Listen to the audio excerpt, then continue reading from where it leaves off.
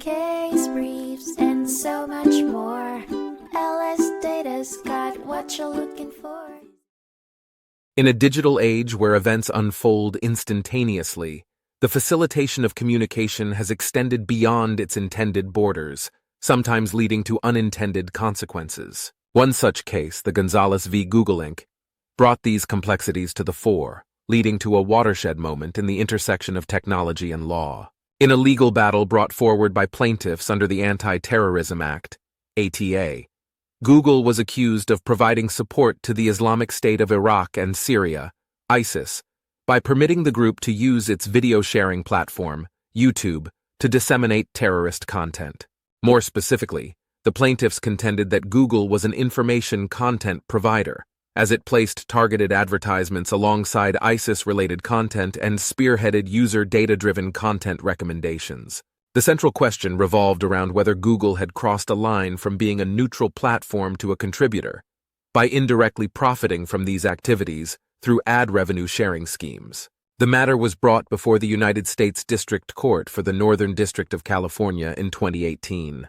Applying Section 230 of the Communications Decency Act, CDA, the court determined that as an interactive computer service provider, Google could not be held liable for the controversial content shared by third parties. This provision effectively granted immunity to Google from claims that sought to treat it as the publisher or speaker of the contentious content.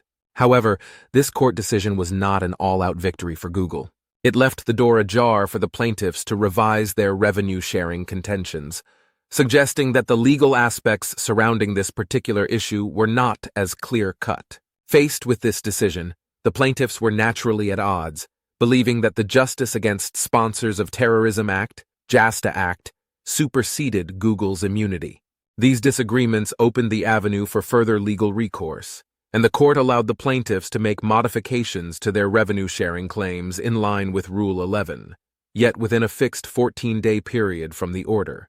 This case has elicited a new edge of uncertainty in the digital law. It is evident that the advent of the Internet and platforms like YouTube compels a reassessment of liability boundaries, particularly in the fight against global terrorism. Case briefs, and so much more.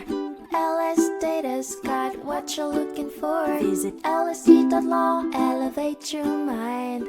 Leave the stress of class.